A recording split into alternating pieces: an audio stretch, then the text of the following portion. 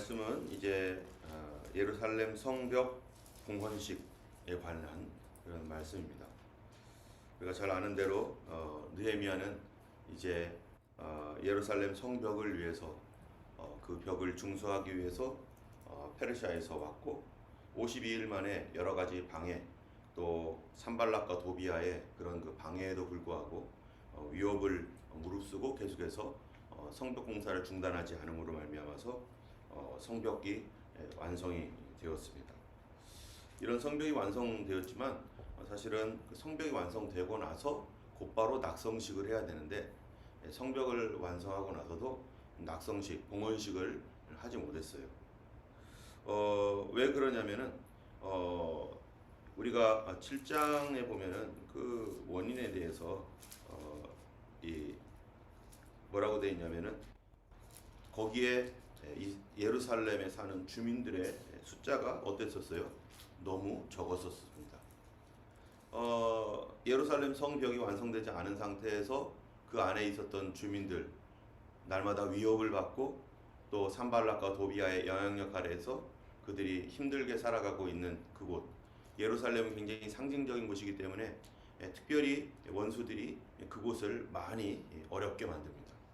그러니까 그 안에 살아간다는 것은 다른 곳에서 있는 것보다는 오히려 예루살렘 거기에 있는 것이, 성벽이 없는 예루살렘에 있는 것이 더 어렵죠. 여러분, 오늘날도 정말로 이 예루살렘이 상징하는 바가 하나님 나라를 상징하는 어떤 그러한 중요한 상징성이 있는데요. 오늘날 예루살렘을 한번 보세요.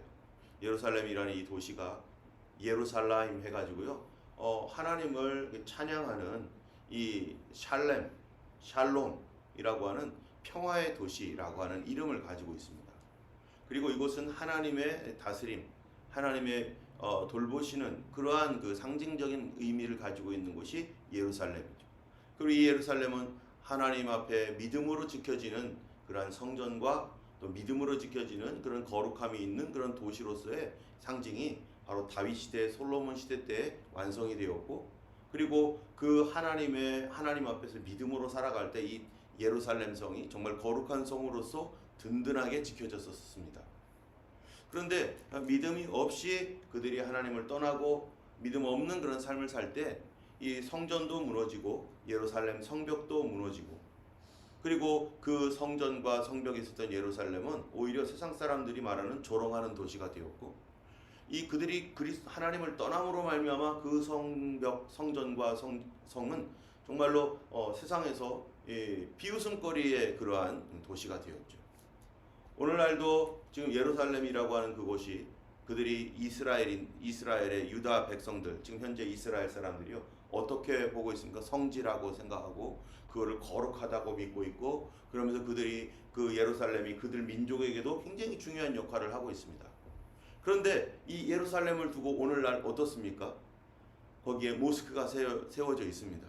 그리고 많은 무슬림들이 거기는 우리 땅이다, 성전사는 우리 거다 하면서 옛날에 다윗성을 자기들이 점령하면서 우리 거라고 하는 거예요.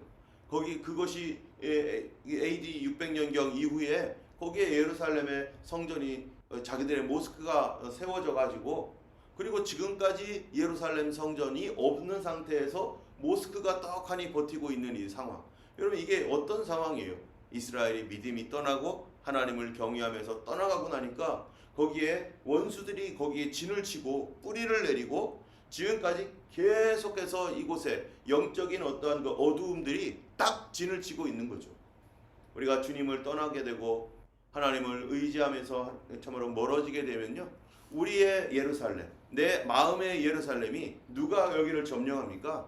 사단이 거짓으로 우리를 점령해 버리면 이것이 이 혼돈과 어려움 가운데 있을 수밖에 없어요. 때문에 이 우리의 신앙이라고 하는 것은, 우리 믿음이라고 하는 것은 굉장히 우리가 소중하게 여기고 이것이 무너지지 않도록 늘 지켜야 되는데, 이거를 무너뜨리면 여기에 사단이 자기의 전을 세우는 그러한 그 만신전과 같은 그런 것들을 세울 수밖에 없습니다. 특별히 예루살렘이라고 하는 이런 그 하나님의 이름을 가지고 있는 상징적인 도시이기 때문에 오늘날 예루살렘이 얼마나 혼돈스러운지 몰라요. 왜 그렇습니까?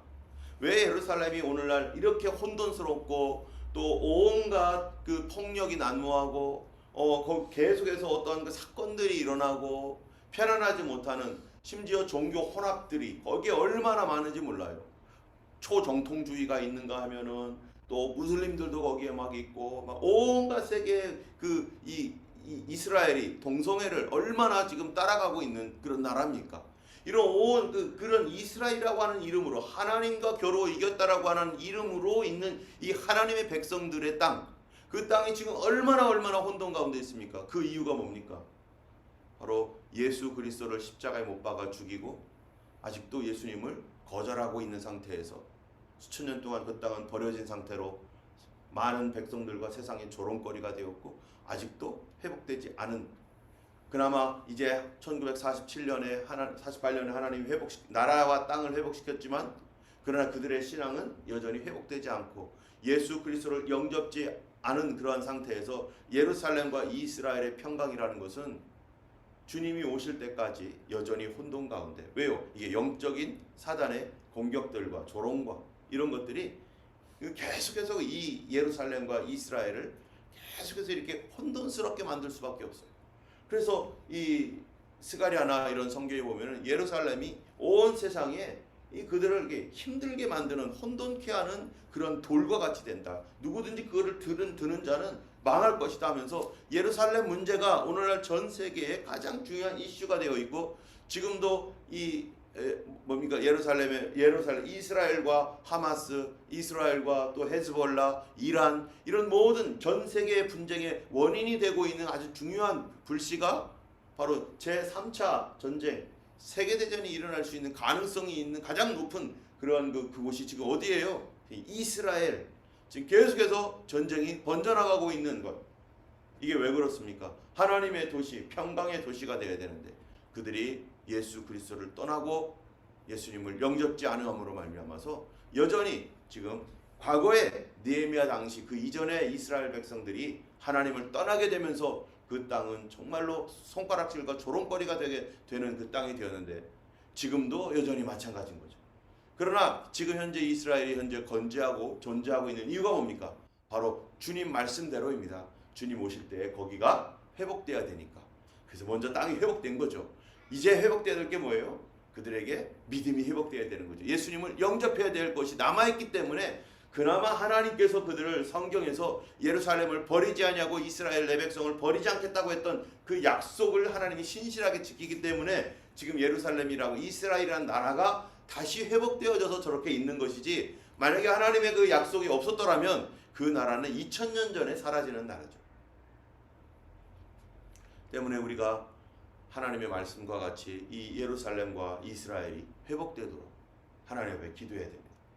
그 이전에 BC 586년, BC 722년에 이스라엘과 또 유다가 멸망한 것, 그들은 하나님을 떠났기 때문에 세상의 조롱거리가 되는 것, 그 원인이 어디에 있습니까? 바로 신명기 말씀에 있어요. 신명기 말씀, 그 다음에 솔로몬이 하나님께 기도했던 그 말씀.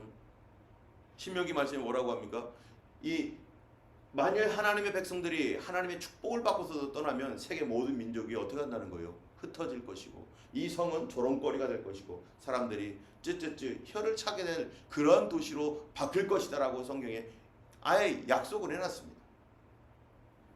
또 솔로몬 당시에서도 하나님께서 솔로몬이 성전 지은 다음에 뭐라고 합니까?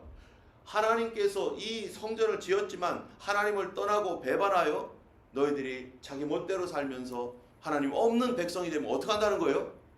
이 거룩한 성전을 찌라도 내가 던져버리겠다.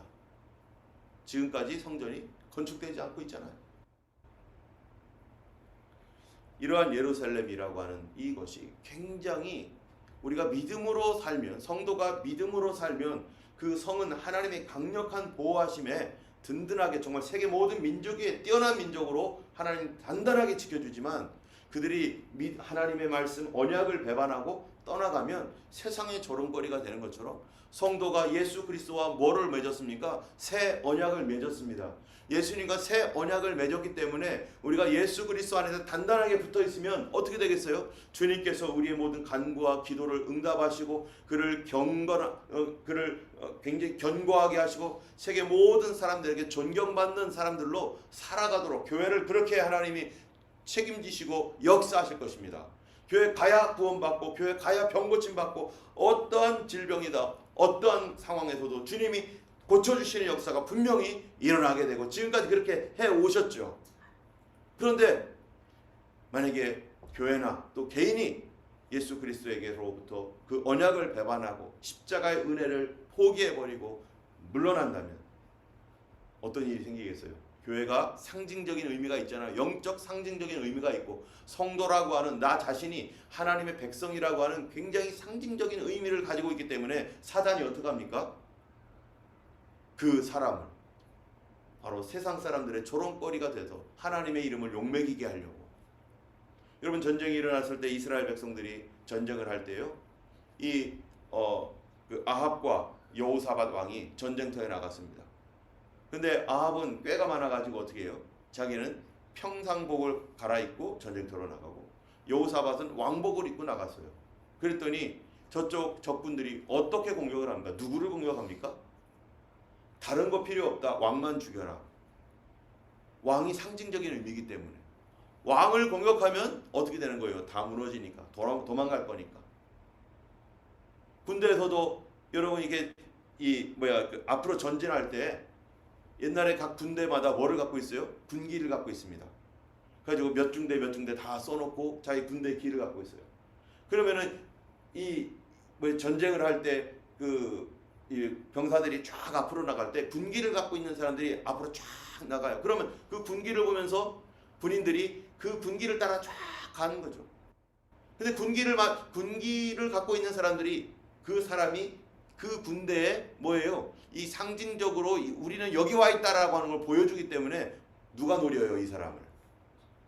적들이 그 사람을 쓰러뜨리려고. 딱 쓰러지면은 그러면 다시 어떤 사람이 또 군기를 잡고 또 앞으로 가고. 그럼 이건 여러 가지 의미가 있는 거예요. 적들에게는 그 사람은 공격해야 될 대상이고 많은 백성들에게는 다른 우리 아군들에게는 그 사람은 우리 보호해줘야 될 대상이고 그거를 놓치지 않고 끝까지 갈 때 고지까지 점령을 했을 때 뭐를 세웁니까? 사람 세우는 게 아니라 군기를 땅 세우죠. 거기에 태극기를 꼽든지. 교회는 이 세상에서요 바로 하나님의 이름을 가지고 있는 예수 그리스도의 이름을 가지고 있는 유일한 공동체입니다. 때문에 우리가 어떻게 살아가야 될 것인가? 예수 그리스도의 그 귀중한 복음, 십자가의 복음, 이 복음이 세상 사람들에게 조롱거리가 되지 않기 위해서 우리는 온전한 믿음, 세상과 타협해서 안 되고 온전한 믿음으로 예수님 꼭 붙들고 나를 위하여 진심으로 십자가 지시고 나를 위하여 진심으로 고난당하신 그 예수님 의지하여 우리가 기도하며 주님께서 우리를 위해서 우리의 기도를 들으시고자 주님이 행하셨던 그 모든 일들 우리가 예수님의 진심처럼 우리도 그 진심으로 간구하고 기도해야 될 것입니다. 이러한 일들을 위해서 예루살렘은 점점 지금 사람들을 많이 불러 모아야 되고 예루살렘의 사람들이 점점점 풍성해지고 왕성해질 때 어떻게 되겠어요? 세상이 이 원수들이 어떻게 합니까? 그 감히 공격을 못하게 되죠. 교회의 부흥, 영적 부흥은 사단이 감히 교회를 공격할 수 없도록 만들고 그 안에 보호받고 있는 성도들이 평안하게 살게 합니다. 그러나 교회가 영적으로 무너지고 교회가 영적으로 문을 열어놓으면 사단에게요. 그러면 계속해서 교회도 어렵고 성도들도 어려워지는 거죠. 우리는 눈에 보이지 아니하는 하나님의 성벽이 교회와 성도들을 둘러 있습니다. 그 성벽은 무엇을 통해서 지켜집니까? 바로 믿음을 통해서 지켜지는 것이죠. 기도를 통해서 지켜지고 하나님을 예배하는 예배를 통해서 지켜지고 하나님 앞에 거룩한 삶을 통해서 정말로 이 성벽은 보이지 아니하는 불과 같은 하나님의 불성벽이 우리 주변에 있는 것입니다. 오늘도 우리 주님 앞에 참으로 우리 교회의 부흥을 위해서 기도해야 될 것입니다. 주님, 이곳에 더 많은 영혼들이 우리 가족들이 들어오게 하셔서 함께 기도하게 하시고 참으로 이곳을 통하여 우리 자녀들이 세상을 열방을 향하여 축복하는 그런 자녀들로 성장하게 하시고 또 이곳에 거룩한 빛이 주님의 거룩한 빛을 비추는 그런 등대와 같은 역할을 감당하는 교회가 되도록. 그래서 이 느헤미야가 이 사람들을 이제 뽑아가지고 제비를 뽑았어요. 뽑아가지고 사람들이 많이 이제 오고 나니까 오늘 본문에 제사장들부터 다 얘기를 합니다. 맨 처음에 12장에 보면 스알델의 아들 스룹바벨과 예수와 함께 온 제사장 레위인들의 명단이 이렇다 뭐 이렇게 하는 거가 뭐냐면은 이 공동체가 누구를 중심으로 모여야 되는 거예요. 바로 거기에 리더들인 제사장들과 레위, 여기는 예배하는 공동체이기 때문에 하나님을 예배하는 데가 너무나 중요하기 때문에 제사장들을 중심으로 모여야 되기 때문에 제사장들과 레위인들을 먼저 쫙 얘기해 놓고, 그리고 이 그들의 자손들에 대해서 얘기하고, 그리고 느헤미야가 이제 성벽을 이제 봉헌을 합니다. 봉헌할 때 어떻게 합니까? 두 줄로 쫙 서서 동쪽 서쪽으로 나눠 가지고 뺑 돌아서 가면서 거기서 찬양하고 기뻐하며 하나님께 영광 돌리는 그러한 예루살렘 성 전체가 찬송이 넘치고, 우리 교회는 항상 뭐가 있어야 돼요? 찬양이 있어야 되고 잔치하는 것과 같이 되어야 될 것입니다. 또 하나님 나라는 이렇게 찬송이 있는 곳이죠. 오늘 이 말씀과 같이 정말로 우리 교회 안에 우리 가족들, 정말 믿지 아니하는 우리 일가 친척들, 형제들이 그리스도께로 돌아오는 그런 역사가 올해 계속해서 일어나게 해주시고, 하나님의 부흥이 정말 주님의 이름이 여기에 있습니다. 주님의 마음이 여기 있습니다. 주님의 눈이 여기 있습니다. 이곳을 하나님 지키시고 이곳에 있는 성도들 하나님 믿음으로 견고하게 하셔서 세상에 빛이 되고 하나님 영광을 드러내고, 또 많은 사람들이 와서 고침받고 새로워지고 하나님의 천국 백성으로 살아가며 소망을 잃은 사람들이 소망을 얻고 참으로 생명을 얻는 그런 교회 되도록 여러분 기도해 주시고, 오늘 수양회가 있습니다. 그곳에 가서 우리 또 기도하며 또 교회의 일들을 또 나누고 할 때 하나님의 성령께서 우리에게 비전을 주셔서 참으로 어떻게 하면 이 교회가 하나님의 영광을 드러내고 성도들마다 믿음이 견고하게 될지, 같이 같은 마음을 품고 함께 하나님 나라를 건설해 나가는 그런 교회가 되도록 여러분 오늘 수양회를 위해서도 기도해 주시면 감사하겠습니다. 기도하겠습니다.